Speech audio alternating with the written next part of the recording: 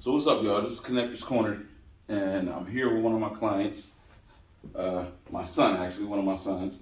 Um, and I know he has a fitness business or something that's heading into a fitness business that he's jumping on. So I asked him, he gave me permission to kind of record our conversation here. But yeah, I just wanted, it was something he wanted to ask me, and I figured we would just share it with you guys too and see what you thought, so we can start that ongoing conversation with the Connectors Corner. So, Jarrell, this is Jarrell. How you doing? This is Jarrell. Welcome to the Connectors Corner, Jarrell. So yeah, man, just enlighten me. What's your question? One of my questions is, when starting a business, generally, like, how do you get it going, and then how do you keep it afloat? How do you get it going and how do you keep it afloat? Generally, I'll say this. How you do anything is how you do everything. So there's no real way to start one thing as opposed to starting something else. It may be a little simpler, or steps may be, less aggravating. But for the most part, it's going to be the exact same way. No matter what you do, you're going to have to start out the exact same way. And I know you probably heard me say this often, but the biggest keys to success is consistency and patience. Getting it started, it comes with, the starting point is really just your idea. You, as a visionary for whatever it is that you're doing, have to have an idea that's worth getting your attention, worth putting some effort into it. It has to be worth you wanting to go that extra mile to make that happen. So I would start with that. And I hope you can get a chance to rewatch this and take some notes. I'm like that too. When I sit down with somebody and I talk, I'm listening to 9 times out of 10, I would get permission from my business coaches. I was recording conversations, I'm not even gonna lie. I was recording conversations and they knew, but I'm just like, just so I don't have to sit and take notes. I can be in the moment. So I get that. But the first question I would ask myself is, what is my vision? What do I see? How do you expect it to play out? What's the end goal? My father was always telling me, you can't really decide the route that you're going to take to a certain destination. The two things that's guaranteed is where you are at the moment and what you can see at the end of whatever said time frame. But that's up to some other different elements. The process to getting there is what makes you become what it is that you need to become to get to that end goal. But the end goal is what you have to have in mind. So begin with the end in mind. That makes sense. Whatever your thought processing is for whatever this vision is, or this idea that you have, where do you see it ending? What do you see it becoming? And start from there. And then from there, the crazy thing is you got to work backwards. It's not a straight shot there. That makes sense. You get what I'm saying? Yeah. So it's like we get in the car, it's a process to get to a certain place. From point A to point B, it's a process. You have in mind where we want to go. We've probably been there before. So you know what streets to take, what route to go, what might be less traffic, what might not be. But there is a plethora of ways to get to the same destination. It's not always the same. If me and you was going to take the same process or same path to get the same end goal, like let's say I want to get into fitness heavy, right? I would have one way to do it and you would have another way. And what would separate different paths is the fact that number one, we have two different minds. We're two different people.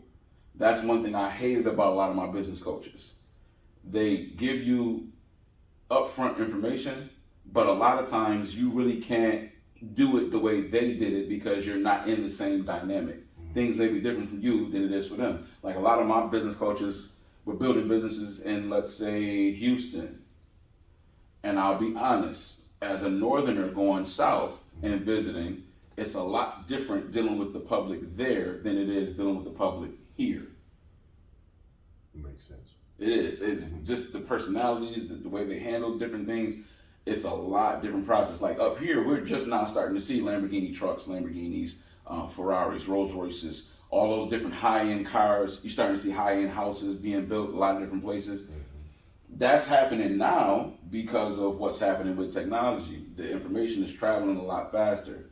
So it's a lot more people getting ideas like, I want to have that here. And I don't want to move to Houston to get it. So I'd rather have that in Buffalo. Hence why Williamsville, Clarence, North Buffalo, all these different places where they building new properties, where it was already good properties there. But those are the folks who got the money to build properties that you would normally see in California. So it's just, the way we would build it would be two different things. But your end goal was still the same. So what it may not look like it takes me as much work. Maybe I know certain things that works for me, my network, who I'm connected to, the type of person I am, my character, my credibility. It's not maybe being tested in those areas at that moment. So me going after that same goal you going after, I may be able to compress the time frames a little bit faster because of what I know. You may have to bump your head a little bit more because of where you are. So the key to make any process of success simpler is the fact that you can connect with somebody else, borrow from their experiences, and fast pace your process to get to your end goal. That's what mentorship and coaching is all about. It's really about finding that person who can help you get to where you're trying to get to. So that's how you start at the beginning. The hardest part of a business is really getting the foundation started. It took me, I want to say, over 6 months. And if it wasn't for my best friend, it probably wouldn't even be happening right now. Because she was the reason why I even decided to write the book, to be honest. But if I have an idea, I'm only looking at it from my limited level of belief. But when you're around people in the right network, they can expose you to some things that you may not know about yourself to be like, okay, that may work. That may work. Well, how can we put some legs to that? Because I see my end goal, I see what I want to happen. How can we make that happen? And she was able to put legs to the vision. So it's really that end goal. That's the first part. First part of it is beginning with the end in mind. The second part, as far as maintaining a business, it takes a team. You can get something started easy, but people have to buy into it. And the only way people buy into it is if they buy into you. So your main product really, for any business, no matter what it is, it's not the business itself. It's not really what you offer. Your main product is you. That's why branding is so key. And you are your brand. You are the embodiment of your brand. A lot of times, especially now, we're in an era now where people hiding behind activity or a business entity is a thing of the past to some degree. But people want to know who you are. They want to know who's Rel. What does Rel do? What does he like to eat? Where does he like to hang out? What is his favorite gym to work out? What equipment does he like to use the most? What workouts does he do while he's there? Outside of that, what is it like? What is his lifestyle like? Does he party? Does he hang out and chill? Is he a nerd?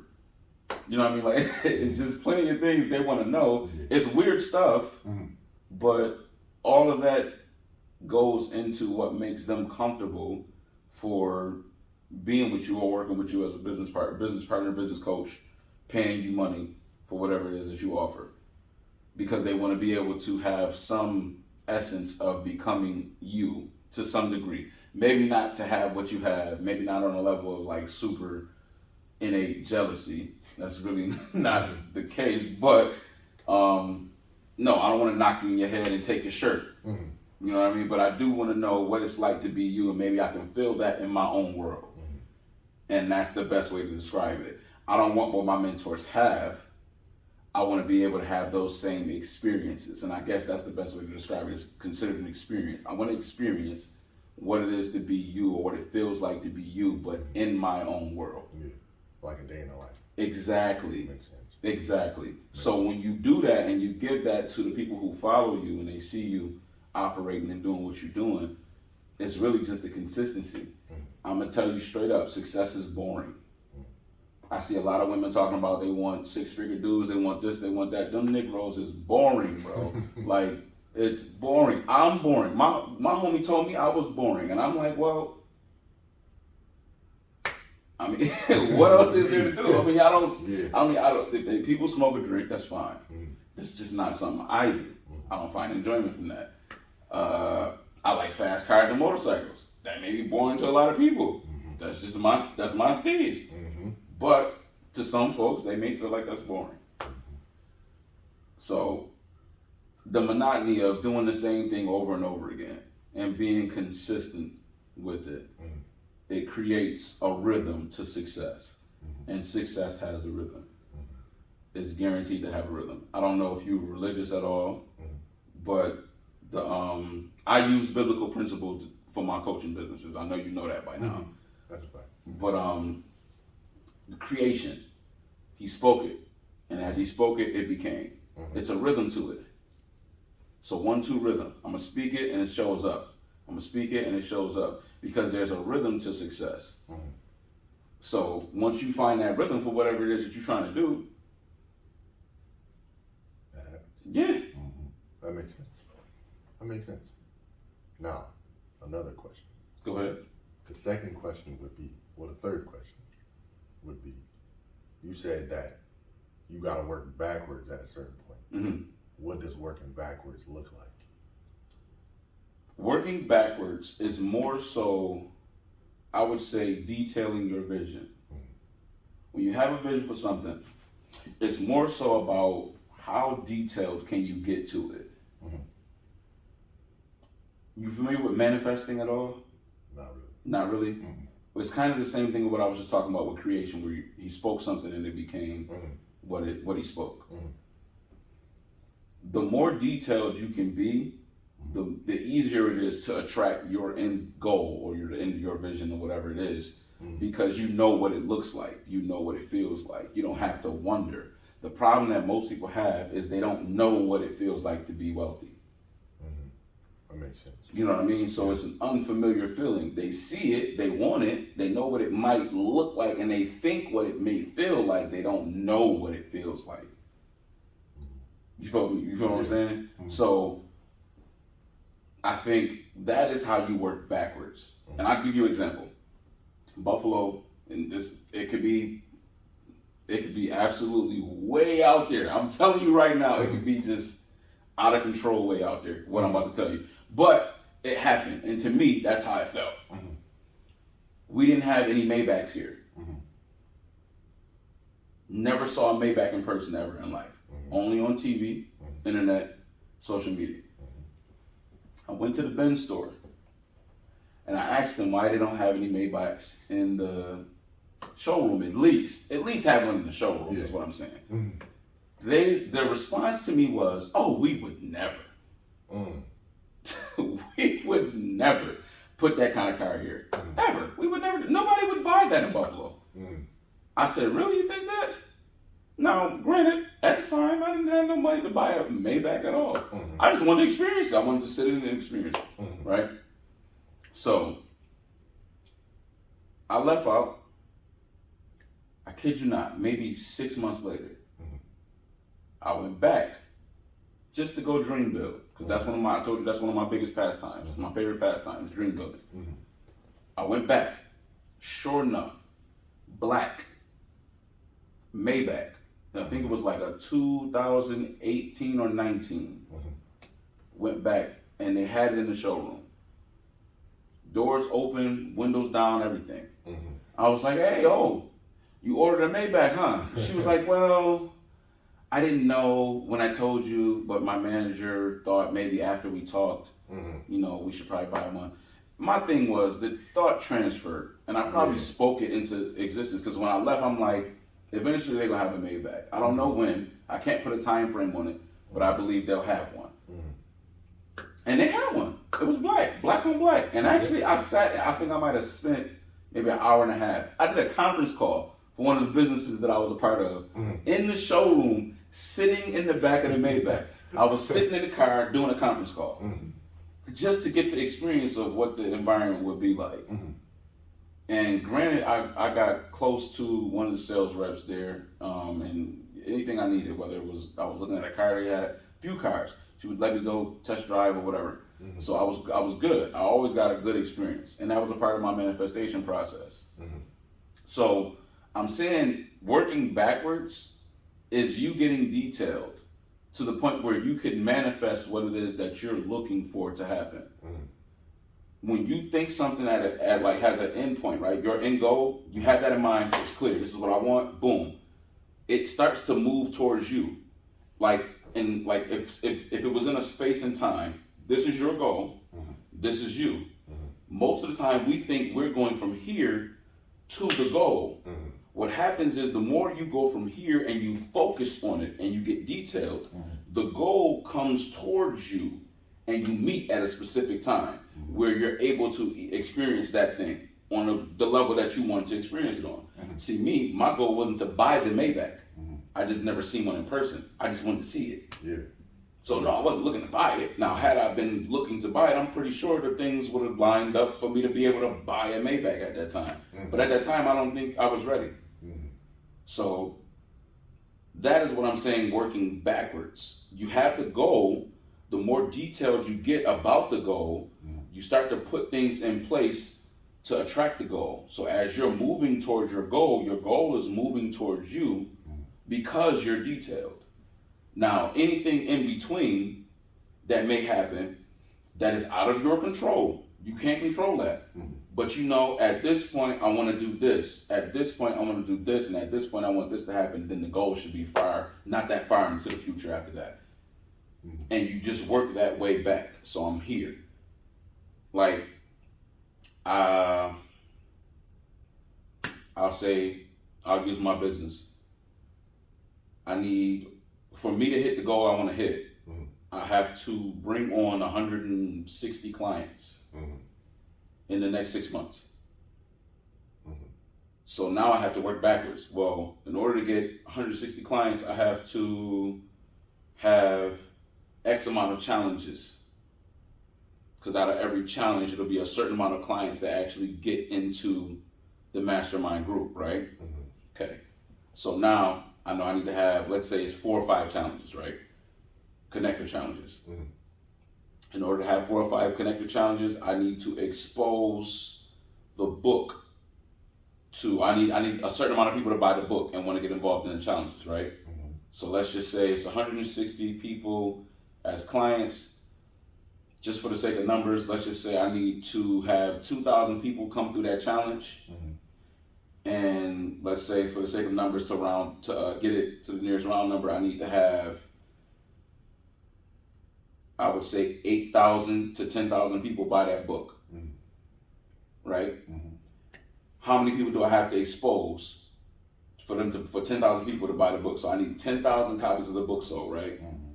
I have to expose probably about 50,000 to 100,000 people to the book for me to sell 10,000. Then for me to sell 10,000 and have 2,000 get involved in the connector challenge. 2,000 people in the challenge. I want 160 people from the challenge to become mastermind students. So that's how you work backwards. The goal is 160, and you walk it back down to where, okay, here's my starting point. I have to expose 100,000 people to what it is that I'm doing with the Connectors Handbook. That makes sense. Got you. Yeah. Okay. So let's streamline this to your goal. Let's say your goal is to get 50 clients by a certain date. You work backwards. How many people do I have to get to want to be involved or want to come work out with me before they want to be clients? Boom. Got to expose X amount of people to, well, let's say 500 people. Got to expose 500 people to me, coaching them as a workout buddy, basically, to get 50 clients. How many people do I have to expose to my videos as a whole for them to want to come work out with me? 500 people. So let's multiply that up. I got to expose 5,000 people for them to want to get involved. So just multiplying by 10. Just easy numbers. Yep. And then for that to happen, how many people do I have to expose that to in order to get that number to get involved? 50,000 people have to see what you're doing. So it's that simple. It's just having that goal and working backwards. Simple as that. That makes sense. Well, that was all my questions. My man. Well, that is the conversation of success with me and my man Jarrell, my son, one of my sons. Look forward to doing a lot more stuff with him and my other sons. Like I said, my business is really driven for men for the most part. Do talk to some ladies, so ladies, hit me up. Nothing private, strictly business. All right, strictly business stuff, please, because I'll be getting some wild inboxes. Oh my God. Okay, so that's Connectors Corner. Welcome to the Connectors Corner, guys. I look forward to talking with you soon. And as I always tell you, dream bigger, believe better, and expect greater.